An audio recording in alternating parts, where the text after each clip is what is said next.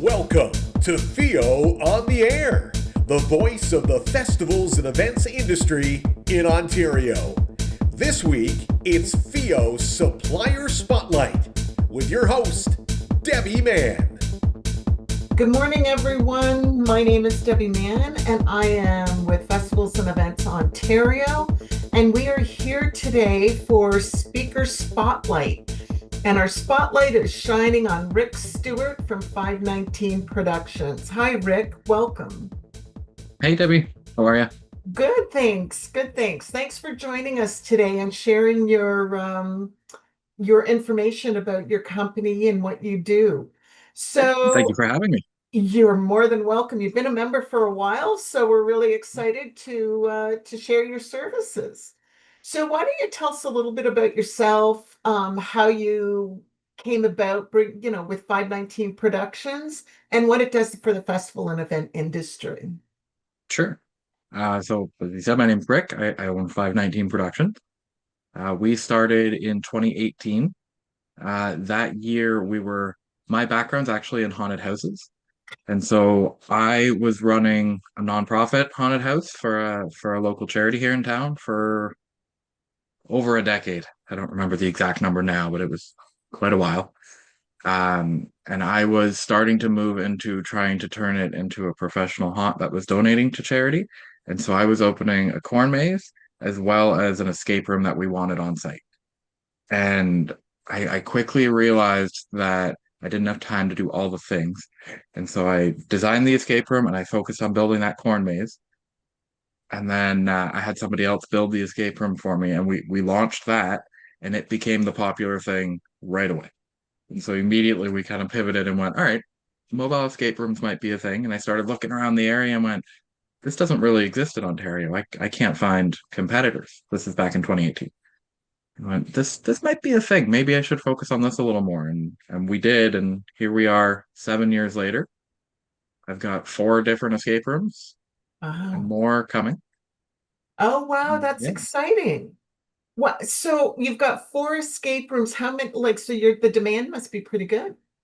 yeah, yeah. Oh, It's that's gone up every year since joining you guys. oh really? That's Yeah. wonderful. So it's a mobile escape room, correct? Yeah, yeah. So So we started with a 16-foot trailer called The Room. It's our horror themed game. It, like I said, came out of the haunt house industry, so it was meant to be scary and used in October only. And then when we started getting bookings in June for it, we were like, oh, okay, this is interesting. And then we realized quickly that children want to do escape rooms too when we're at all these events, and not everyone wants to be scared in June. And so the following year, we came up with our 2 tent games. They're 10 by 20 pop-up tents, and those are aimed at children. They're meant to be easy and fun. The one ends with somebody in your group putting on a costume, and it's just kind of meant to be silly. and the And kids then love it. yeah, they love it. Big smiles coming out of there, and we create a little photo op with them too. And it Oh, basically becomes in that game, who is the silliest person we can put in this costume? Is it the baby? Is it grandma? Is it the dog? Is it whoever, right? And it's fun. oh, that's amazing. So how do you have multiple themed rooms? Yeah. Like escape rooms? Oh, you do. So haunted, Yeah. fun. Is there any Yeah, so more? the horror one, which was kind of inspired by the Saw movies. Uh the clown's dressing room is the one I was just talking about that ends in a costume. Not scary, it's bright in there. Okay. It's well lit. It's not there are no clowns, and that's a big Oh, question we get. Are we okay. gonna have clowns in there with you? No, we do not. No Okay. jump scares in any of our games. You're not gonna be scared in there. And then the witch's hut also feels like it's probably got a Halloweeny theme because witches, but it's not as well. It's slightly harder than the clown game, but the room, our trailer game, is our hardest game. And then the one we haven't mentioned yet, I call it our spectacle game. It's called the hot seat, and what it is one player plays it at a time, and it has a plexiglass front, so everybody watches it. And so what happens at events is one person's in there, but there's 100 people out front watching that person solve the puzzle. So can So can the person solving the puzzle see the crowd looking at them? Absolutely, they can. They Does can that, also hear the crowd yelling at oh, really? Does them. that Yeah. add pressure? Oh, of course it does. That's part of the fun. And Oh then my we have, gosh. I purposely staff that one with somebody who will kind of chirp you a little bit as you're going, of like, well, maybe you got to be over here. Oh, time's running out. Kind of amp it up a little bit for you. Oh my gosh. But That's then the fun. crowd, there might be 50, 100 people watching, go, I think I know what they did. I think I can solve this. And then they go in. And Now, then do they you try and charge go, for oh, them I to didn't go get in? it. So all of our games, we charge the event an hourly rate. And then the event, we are free on site to your customers. Okay. Okay. Wow. That's exciting. So do you need a lot of space to set up to set up your trailer or your tents? So the first three I mentioned all need about 20 feet by 20 feet. Okay. Uh, that includes the little area up front where I'll set up the queue line. And then the hot seat is a smaller game. It only really needs about 10 feet by 10 feet to set the game itself up. But you kind of want to put that where you want a crowd to be around, right? So Okay. it also just needs space for crowds to watch and lines. So you wouldn't want to put it in where the food trucks are and block space. Yeah. Block. Yeah, okay. And we're Okay. pretty cognizant of like I ran events before I started this business, so I'm aware of how a lot of this stuff works, right? So when I'm on site working with the event organizer, we're trying to figure out together where if my line goes straight this way, we're gonna block these two vendors over here. And if we go over here, we do this, right? We'll figure it out together and we try and keep the logistics of everything Oh, that's wonderful. clean for everyone. Um, so I guess because you've got four different games, there can be only so many people in the room or the tent at a time. So is there a minimum amount or maximum amount except for the one person, is there a minimum amount or maximum amount that you can have in any of your escape rooms? Yep. So everything except that hot seat game is minimum two people, Okay, maximum six or seven-ish. okay, okay. So you can really work and get people to go through quite Yeah. quickly. Yeah. Yeah. How long is it? Go ahead. The trailer averages about 50 people an hour. And then the two tent games, because they're easier, they have a higher solve rate, average a little higher than that.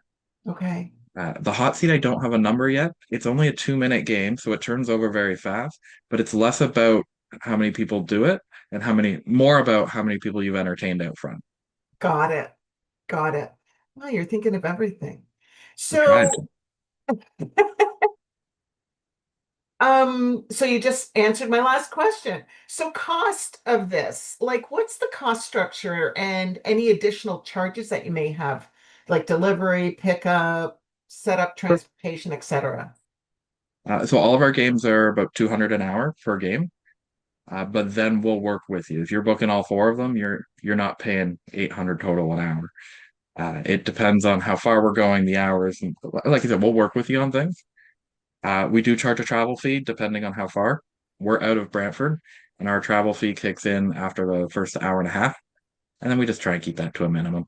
Got it. Um, we do have a flat $100 setup fee that we just apply to everything, because it takes us a while to get things rolling, right? We did a gig on Thursday where we were only open for a total of less than 2 hours, but we were on site for 12.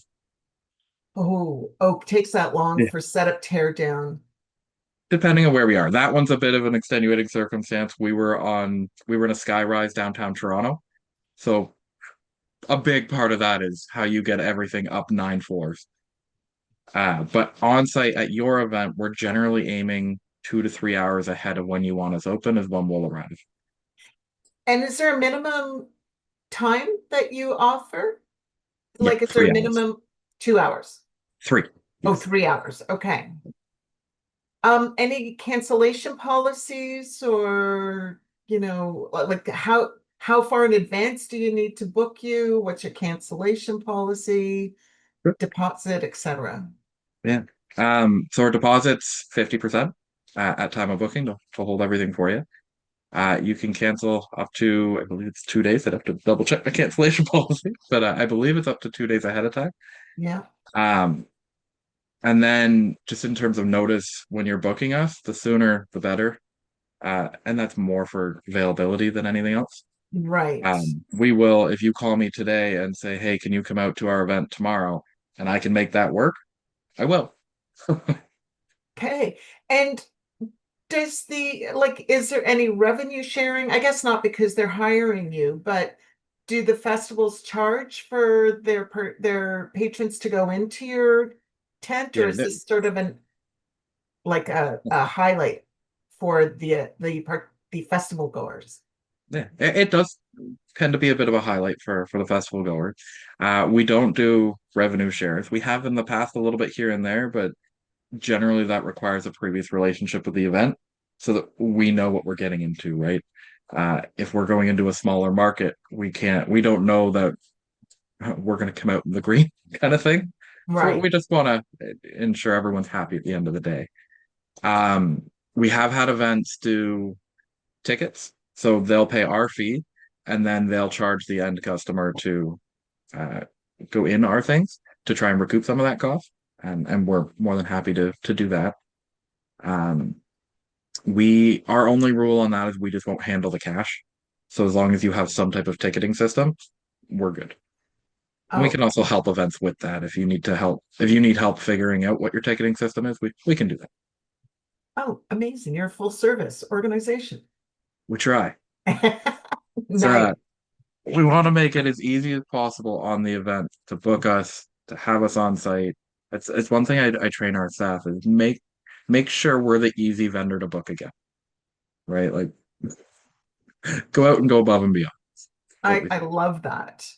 So how do you handle the flow of people coming into your room, like into your escape rooms? Yeah. So I bring queue lines with me, and then we just kind of watch the lines from there. And like I said earlier, we move them around to avoid getting in the way of other vendors and other activations at the events. And then the hot seat, we just make sure where we're positioning that, the crowd's not going to end up in the way. Because that one, our lines are usually a pretty straight thing. The hot seat is just a big blob of people, right? And when they're watching, they're not moving because when there's 30 seconds left, they want to see what happens. They're That not must be going, oh, I'm in the way over here. I'm gonna get out of the way quick, right? that Yeah, must be a blast. That must yeah, it's be a lot of fun. fun. Yeah. So are there any accessibility issues that you may have? Well, with AOTA and people wanting to have access to your escape room. Do Yeah. you have that So capability? absolutely. We have all of our games are wheelchair accessible. And then in terms of other needs, I've never had a situation arise where somebody had a need that we couldn't meet. Now, sometimes that means that you're not quite playing it like so the hot seat is a game where you're sitting.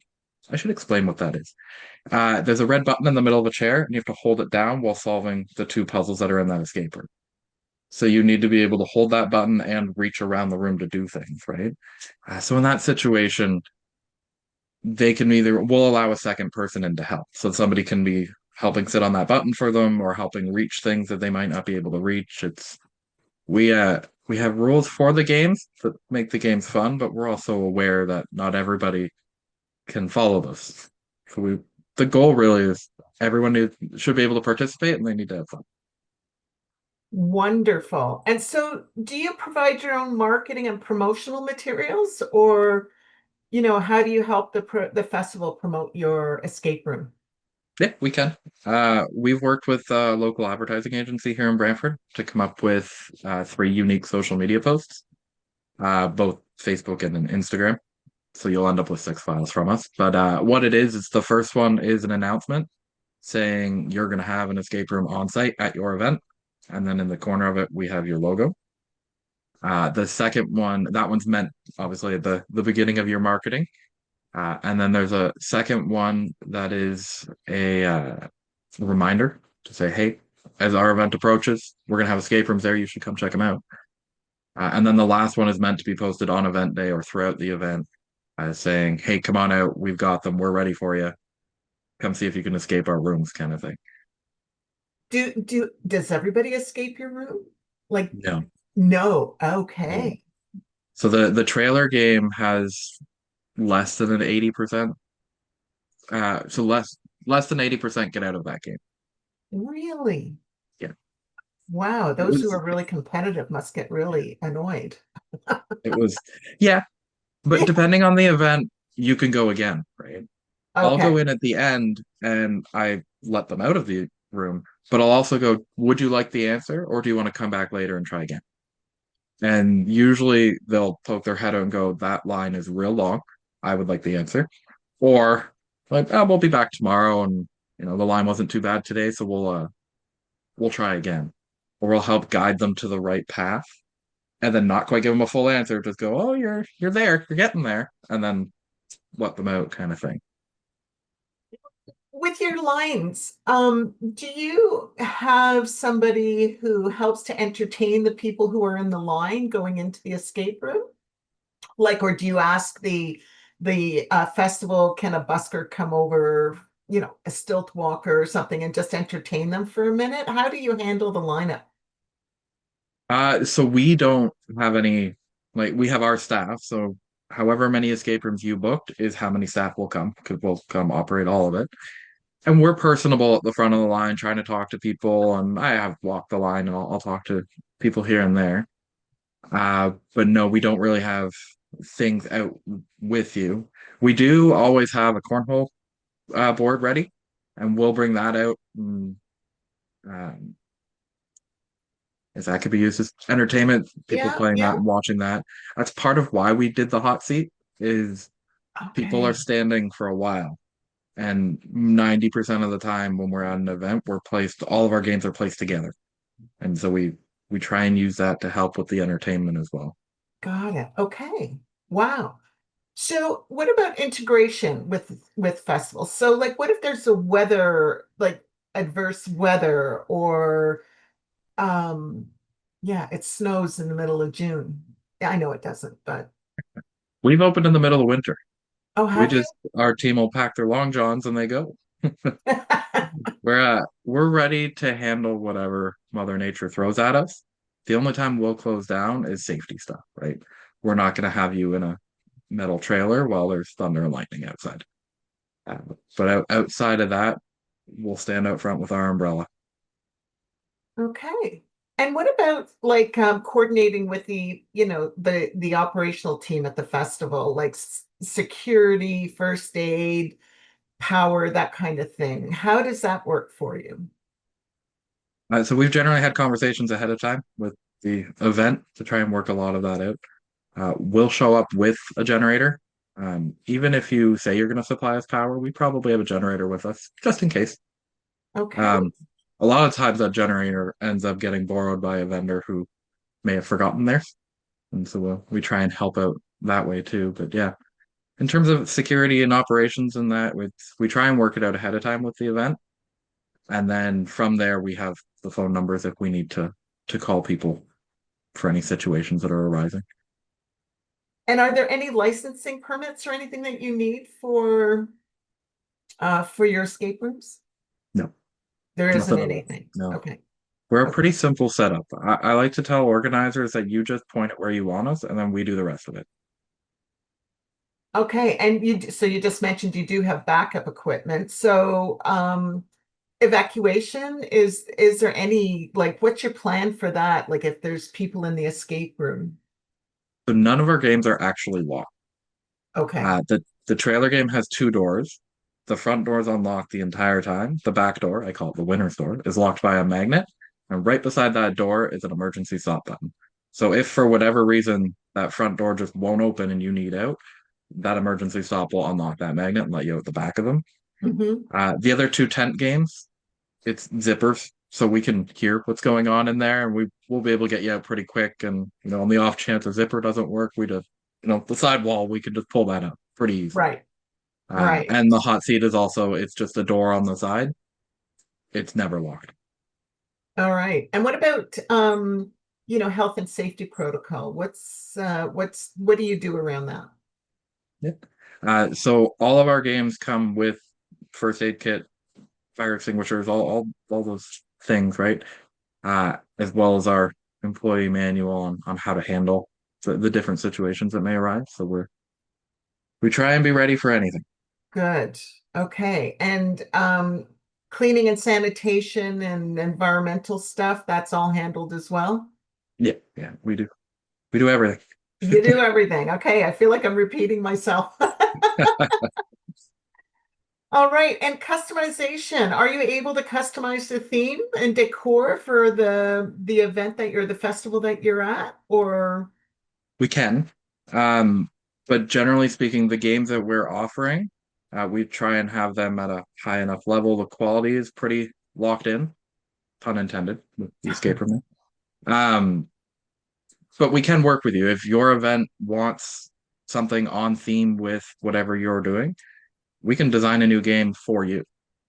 And okay. we and that's generally just a phone call, a Teams meeting, Zoom meeting, whatever it is, to say, okay, what are you looking for? What's your theme? When is the event? Do we have enough time to design and build this thing? Because if it's tomorrow, might Hmm. not. But Hey, a few so weeks we can put some things together and yeah, so I was talking to somebody on Sunday who is like really into the Renaissance, festivals, right? And the Renaissance theme of the world. So if somebody wanted you to do something for the Renaissance theme, you could do that. absolutely. Ladies and gentlemen and, you know, Yeah.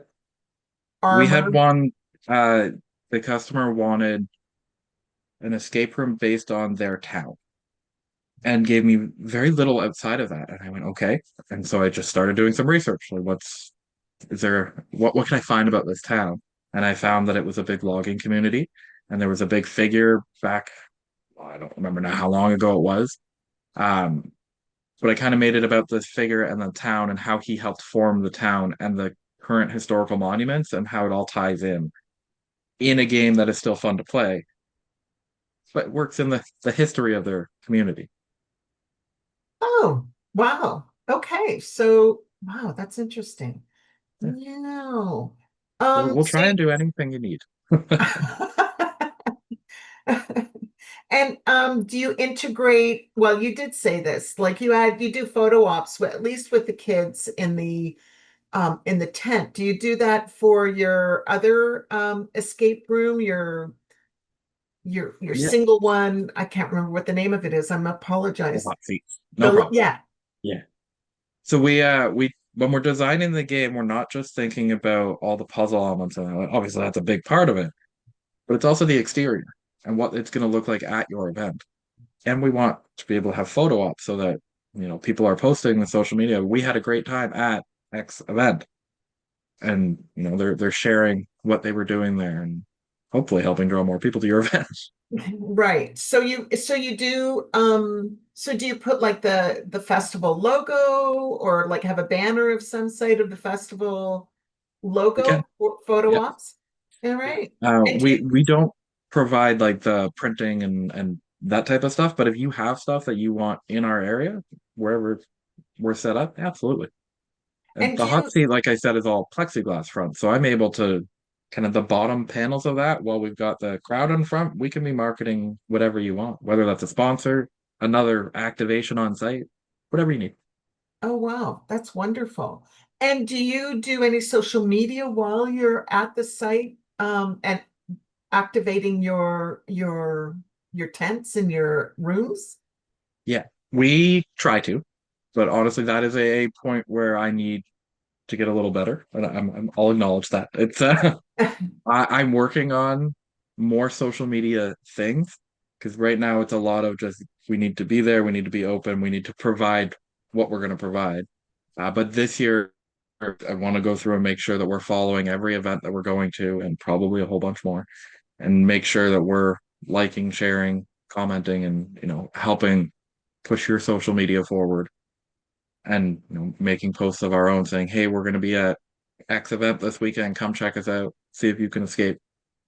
So there's like that's a dedicated position to get somebody to do social media for you. Do you work at all with your festival? Because they're probably trying to do the same thing. So getting somebody to come at least a little bit and post what you're up to and what you're doing. Yeah. Yeah. Is there anything I haven't asked you that um you want to share? Um, I have new product coming. Are you willing to share it? Yes. So I am taking our two tent games, Yes. and they are going to be gone after this season. And so I am currently waiting on sometime in the next month, I will be getting a new 24-foot custom built trailer that will house two escape rooms in it. And I'm taking those two tent games and I'm increasing the quality, I'm increasing the tech that's in them. The game themselves will be similar, the theme will be the same, the flow of the puzzles will be very similar. Um, but I'm just increasing the quality of all of it, as well as making the operations end simpler for everybody, where we can show up with a couple trailers, set up our hot seat, and we've got a whole section of your event covered, honestly, within an hour of being there. Wow. Yeah, we're getting ready. As soon as that trailer comes, we'll be building that out this winter, and that should be ready before the new season. Right. And so what's your peak? What are your peak out times to get your rooms in play? Like, is it like May to November? September is our busiest September time of the is? year. Yeah, yeah, How come every year. September? Fairs, Ah, all okay. fair season. So it's fairs mixed with back to school, mixed with end of summer events.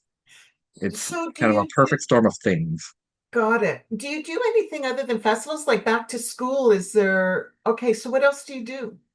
I quoted a wedding about an hour ago. Oh, you're kidding. We'll go. I joke that we'll go anywhere people want an escape room. If I can back a trailer into it, I can set up a tent. I can whatever you need.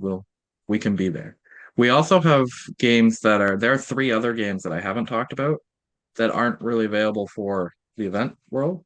Yeah. We have two games that we set up in boardrooms, and we can do. I've partnered with a team building coach, and so we'll go into companies and do half day, a full day team building day with them, where we're working through. They're trying to solve the puzzle, and then we kind of stop time, and then they learn with our team building coach, and then we start time again, and they're back in the game, and we kind of weave them in and out. And yeah, that one's generally 2.5 hour to 3 hour game, depending on how many people are there. I And can see then that being like real time experience, like how you work with your team, yeah, like as opposed to, yeah, that's interesting. And what else do you do? it's a lot of fun to watch that game too. Is it? Yeah, 'cause it's interesting watching. I've seen a few companies that will book a beginning of the year event with us and an end of the year event with us. And so my escape room part of it is the beginning and the end. But they've engaged the team building coach through the rest of the year. So I get to see where they started and where they ended that year. Ah, And you get to see like that grumpy fella in the corner from day one is now suddenly leading the team by the end. And I'm going to the team building coach going, "What did you do? Like that's amazing." that's wonderful. Oh, wow. And so there's another one too, or was, Yeah, there's one in an envelope. It's also intended for kids, but it is basically we'll mail it to you, and it's a family game night kind of thing. It's oh my the God. storyline on that one is that you got trapped in a zoo after it closed, and now the penguin is kind of keeping you there, and you've got to solve his puzzles to escape the zoo. Oh my gosh. That's fun. We try and cover every which way we can think of to do an escape room. Well, maybe somebody will come up with some new ideas for you. Yeah, and I've That's a started looking challenge. at. We haven't pulled the trigger on anything yet, but I've gotten some quotes for some product that aren't escape rooms that are just mobile things that are fun to do. Um, won't talk about them yet, but Okay. we're working on some new things. 2026 should be a good year. Oh, that's great, Rick. Wow. So 2019 to now, and you're doing, it's building for you. Yeah. Oh, that's exciting. That's exciting. Well, we've posted Rick's email in the chat room. His email is rick dot the The escape room escape. the room escape at gmail.com. And can I give your phone number? Yeah, absolutely. Okay, and his phone number is 519-802-9330 for those of you who are watching this post-recording. So, wow, this was wonderful, Rick. Thank you. Thank you so much for your time. And Thank you for having me. oh, you're welcome. You're welcome. And look forward to hearing updates and seeing you at the conference. Yeah, looking forward to attending the conference. One of the Excellent. highlights of my year. Excellent. Wonderful. And to those guests of ours, thank you for joining us today. Thank you for viewing this. Next week, we are not going to be hosting a FEO on the air because of Remembrance Day, but we will be back in the week after that, which is the 18th, I believe, the 18th of November. We'll see you then. Thank you, everyone, for joining us. And we are signing off. Thank you for joining FEO on the Air's Supplier Spotlight. Thanks for listening to FEO on the Air, the voice of festivals and events in Ontario.